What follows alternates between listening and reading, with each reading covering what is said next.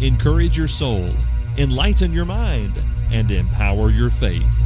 This is the Light Network.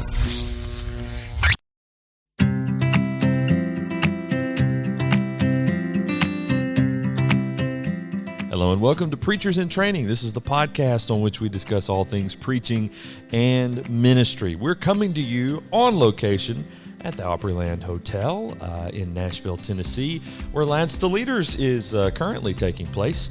And we're excited to have a booth set up here that is sort of powered by our friends at Lads to Leaders, and we're having a lot of great discussions. And I'm glad that today I get to sit down with Matt Miller, who preaches at the 109 Church of Christ in, is that Mount Juliet area? I mean, where are you guys at? Lebanon, yeah. Okay, I knew that, but I forgot. Yeah. Welcome, Matt. How you doing? Hey, man. How's it going, brother? Man, Thanks for letting me be here, bro. Seriously. You speak at all kinds of places these days, and we appreciate all that you do, and appreciate you carving out a little time for us today. Oh, man, I'm in my dad's suit. Yeah, that's right good. You're rocking it too, man. Yeah, I appreciate it. I feel I don't want to go about the dad bod, but I am in the dad outfit for sure. So, how's Lads going for you? It's good. It's a busy weekend. It's busy. Yeah. We just all ate, and so everybody's in the hallway. Mm-hmm. I just love it, weaving through all the, the fights from the kids and dads trying to wrestle, and I appreciate all the people and all they do in different facets of what. Amazing? Basically, I'm just an encourager this week, which I love. 280 congregations are here. Unbelievable. 10,000 people in Nashville. Unbelievable. And there are 5 other conventions going on around the country. Yeah. Isn't that cool? I mean, I love that. It's all over the place. Yeah. Yeah, it's great.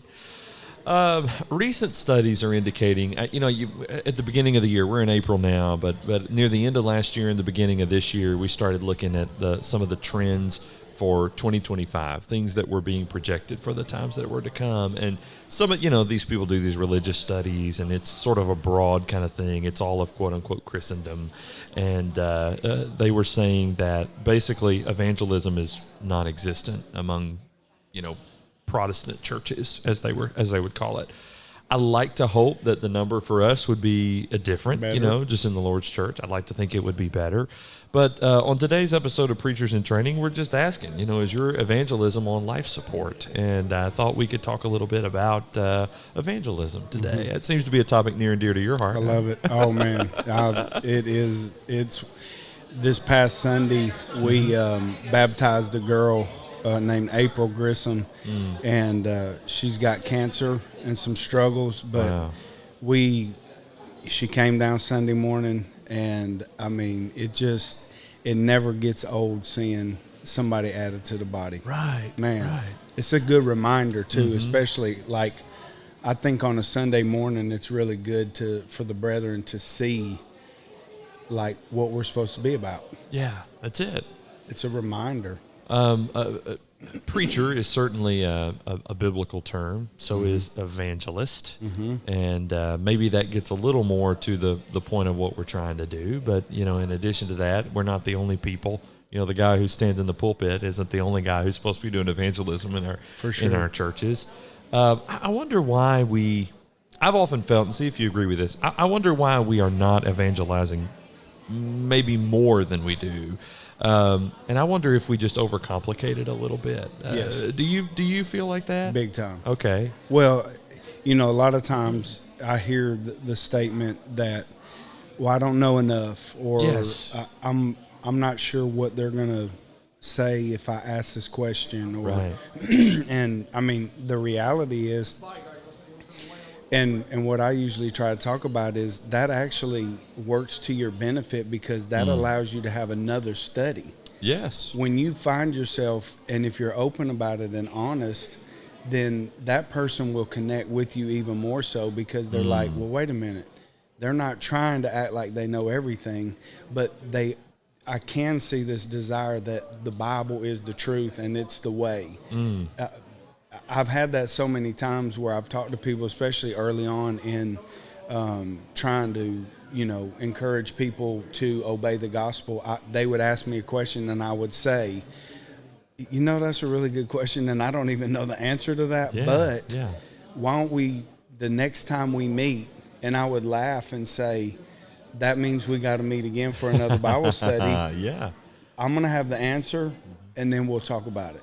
So it's almost an asset rather than a liability to be able to admit, I don't know that. And Satan tricks that. I think Satan discourages us with that idea, and really, I've heard it a lot when I've talked to people, especially new Christians. I was telling you about April, her mother-in-law. I baptized her almost a year ago, and she was really the main influence on April becoming a child of God. And me and the mother-in-law Nancy, we've been studying for, since she obeyed the gospel, we've continued to study. And she's been the one to bring the truth to her daughter-in-law. Isn't that and amazing? It's just like, wow, here's a person who didn't know a lot about the Bible and now is bringing this, another soul to, Christianity, and she didn't even realize it at first. She's like, well, I don't really know what I did. And I'm like, well, you've been talking to her, and you've been encouraging her, and you've been showing her in the Bible these verses, and all of a sudden here she is, and she's like, I'm ready to change my life. Isn't that something? A lot of us as preachers, there's plenty to do when you're a minister. Yes. Sometimes we joke with people Sunday, Wednesday, or whatever, Absolutely. but it's like, no, it's way beyond that. There's plenty going on. Well, if you give into that too much, you can find yourself basically spending all your time holed up in study, and it's hard to fault that, but at the same time, somebody might be listening to this and think, I hardly know any non-Christians, at least not well enough to invite them into a Bible study or something. What do you say to the minister who may be thinking that? My whole approach, especially if I'm trying to look for potential Bible studies, is, and I've found all kind of success in this. If I go to the dollar store, I'm looking for an opportunity. Yeah. With the cash register, lady or the guy, I'm going to build a relationship with that person, and my prayer is always, okay, Lord, the conversation has begun. I need you to lead me to the point. When I'm talking, anytime that I'm anywhere, I'm looking for that opportunity. I think the problem is we get too busy. Like you said, even just a regular person, you find yourself doing really good things for the kingdom. Yeah. And press on and do that. But the one thing that I think sometimes gets lost in the shuffle is what Jesus said that we should be really about, is go into the world and make disciples, man. And sometimes we limit, I think, the power of the gospel on cutting people's hearts. Wow. Yeah. And that's a huge statement, but I think it's true. I mean, what you're saying is real. We limit the gospel's power. Like, who are we to do something like that? Well, they don't want to hear that. Yeah. Well, how do you know that? Yeah. It's like, I've talked to people. This is just a recent conversation that I've had, and people would say, well, they were a really bad person before, and then they said, well, that other person that was the really bad person said, I want to become a child of God. And I've heard people say, I can't believe that they would turn to the Lord. And I'm like, because the gospel is powerful. Right. That's why people do that. Like, we're forgetting that people are hurting and struggling, and there's hope in Jesus Christ. And a lot of times, people, maybe if they live in a small town or if they've just known somebody for a long time, they'll say they'll never come to Christ. They'll never do it. It's like, well, don't make the choice for them. Exactly. Well, and you're right, though, and I've heard this too, and then I've even probably had that same mindset at one point where it's like, well, they've heard it enough.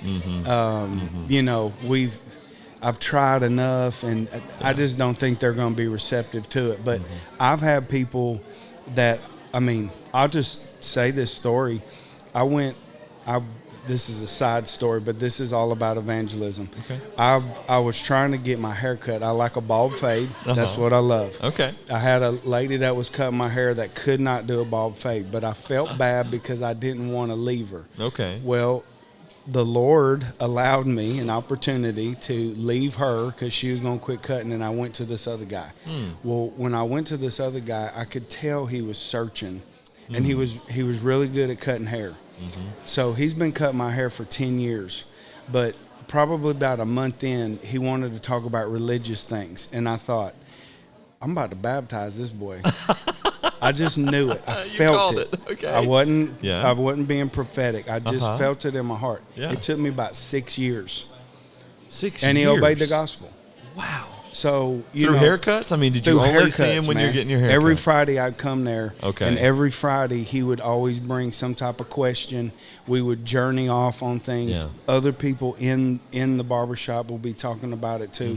And I'm just like, people still care about the truth. Yes. They will listen to it. They want to hear it. They're searching. curious about it.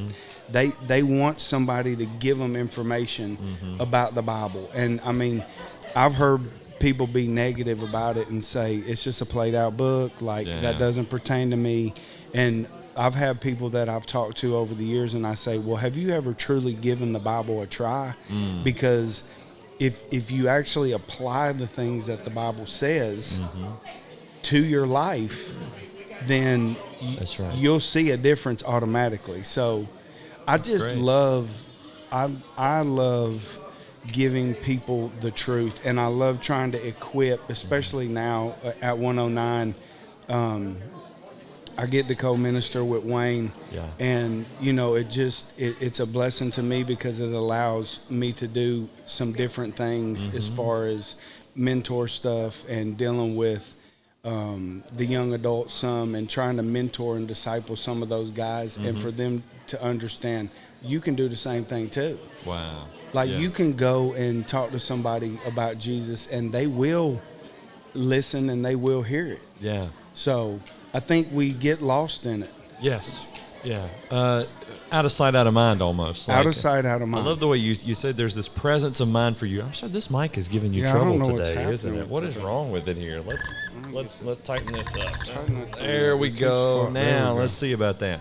Yeah, there we go. Out of sight, out of mind. I'm thinking like Paul, the Apostle Paul, he's like telling the church at Colossae, like, pray that God will open doors. And I'm like, do we pray that? Do we even pray that prayer? Do we even think to? Yeah. So often we're just not. We don't have the right focus. To your point, I mean, Jesus gave us one big overarching mission. That's not to say that other things are unimportant, but like, here's his final words: go do this.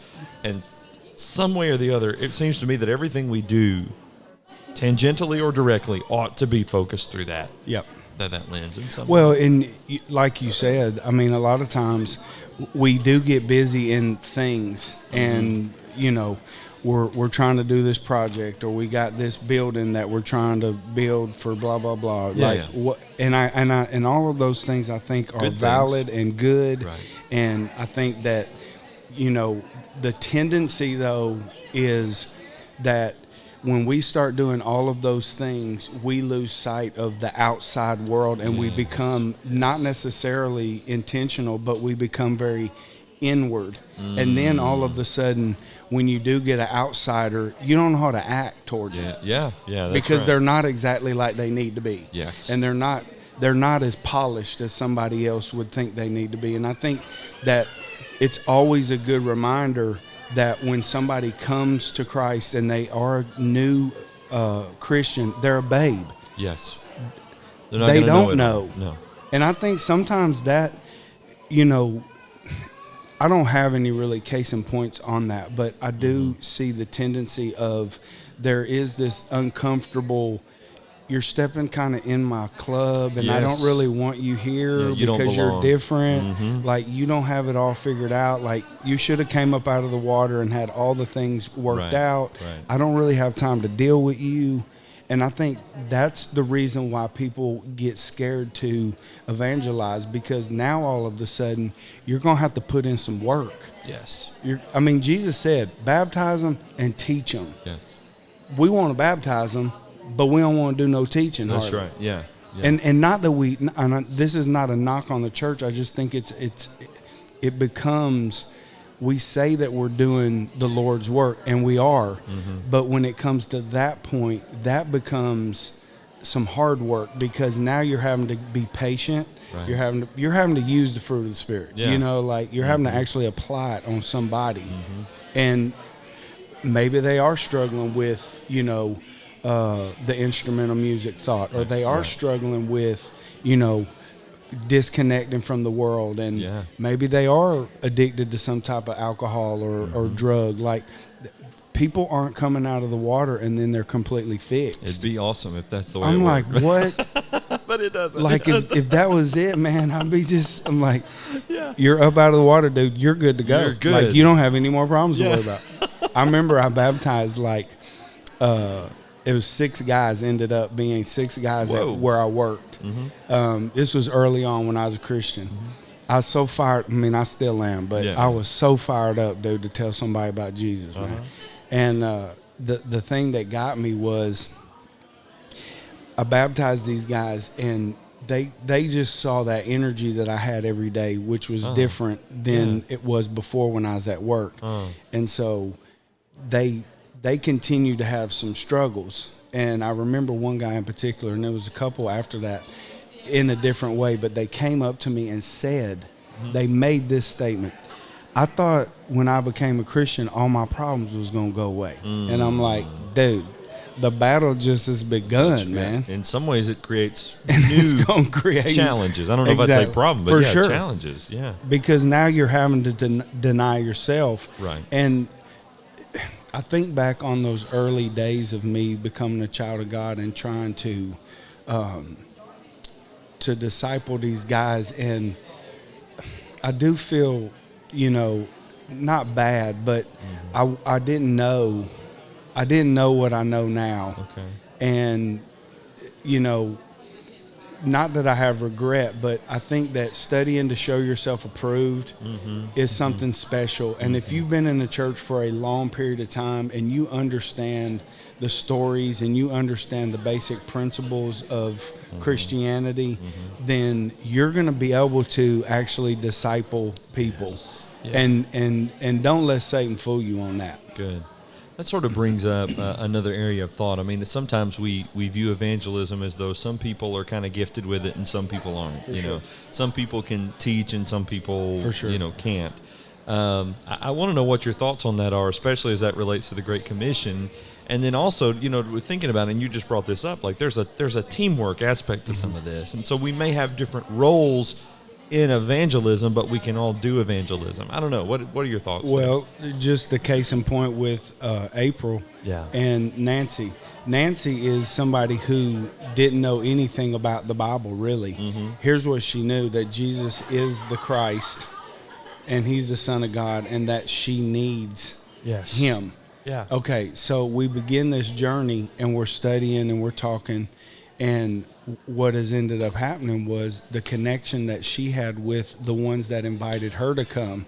Now they're excited, and now they're looking, and they're talking, and now all of a sudden April's getting this message heard from her mother-in-law that she's never heard before in a different way. And now Nancy says, I don't necessarily know the answer to that, but I do know the guy that can help you with it. And so Nancy brings April to me, and we talk. Now, you're talking about this team effort. A lot of times, you may not be the one that has that.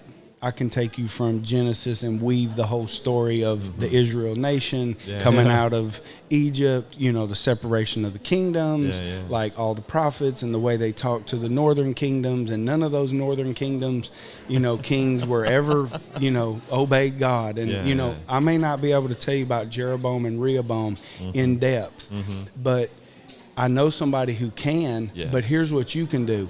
You can take them out to eat.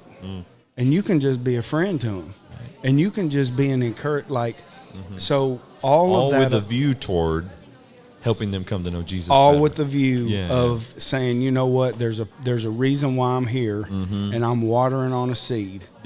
I'm continuing to water on a seed, and eventually that thing is going to bust.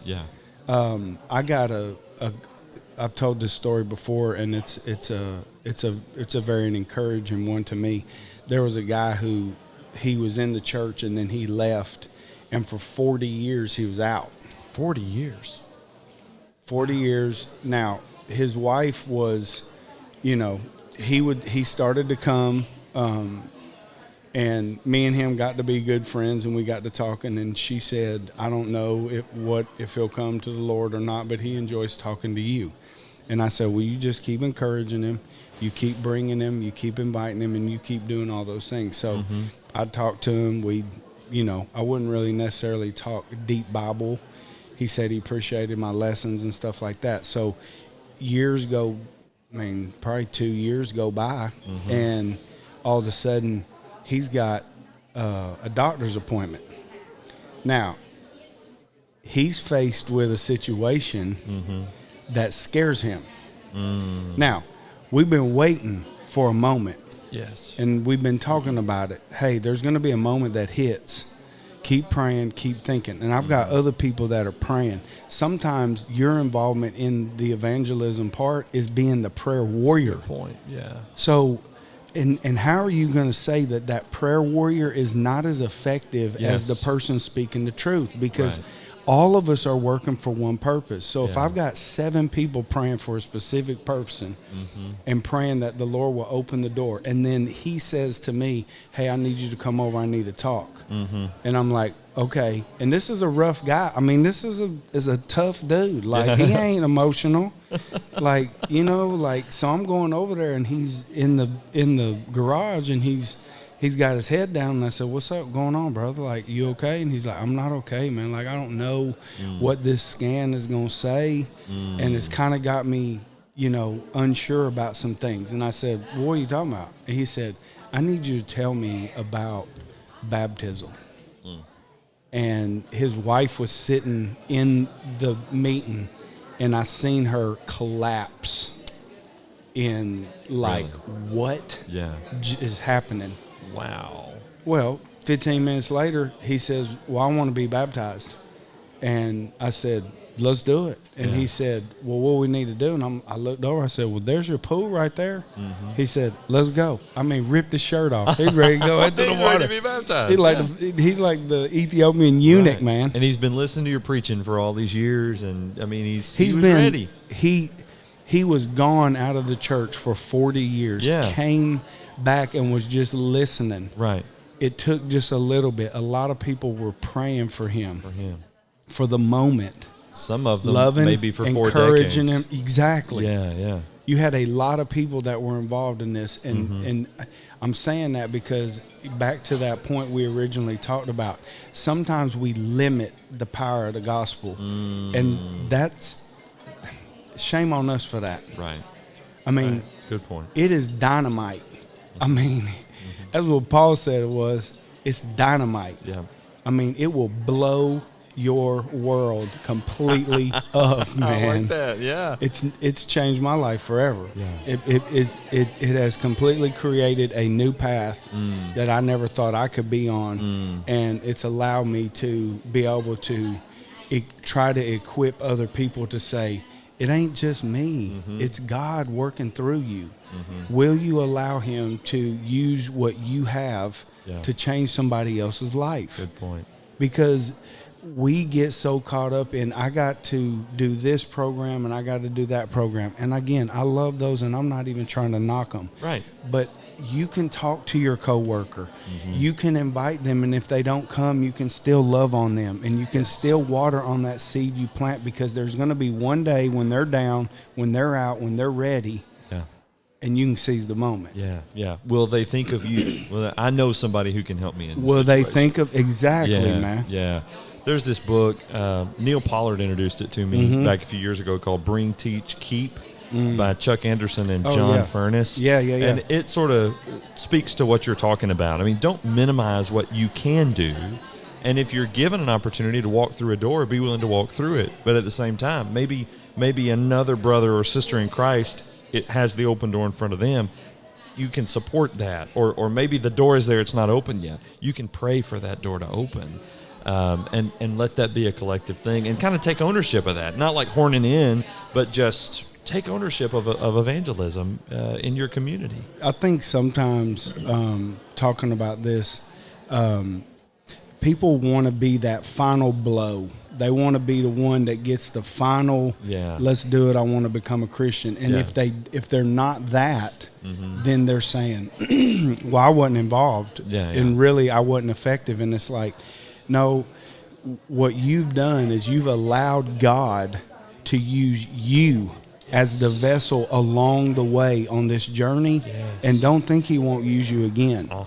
That's what gets people fired up for evangelism. Because it's not because I baptized April into the water that I'm the number one gospel preacher and the best evangelist around there. No, the best evangelist in that moment was Miss Nancy, who loved her daughter-in-law enough to tell her about the King, man, and tell her about how the King changed her life.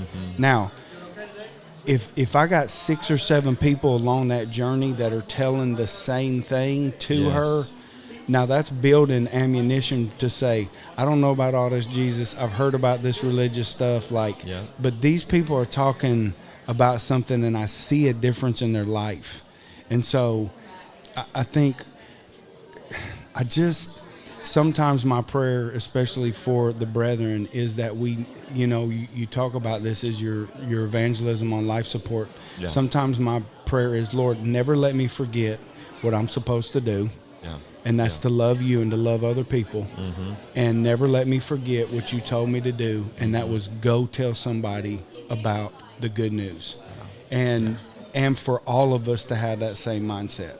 So if I'm a preacher and I'm like, man, I don't know, I want my congregation to be a Great Commission kind of congregation. I want us to have this culture about us where, people will think of all of us, whether we're 70 or 80 strong or 300 or 1,000 people strong. I want people to think about us when they're going through their moments where they feel hit rock bottom or whatever. How do we start?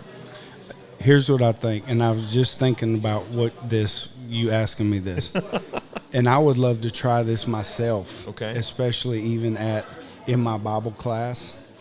Maybe you start in your Bible class, teachers, elders, maybe you start with this idea.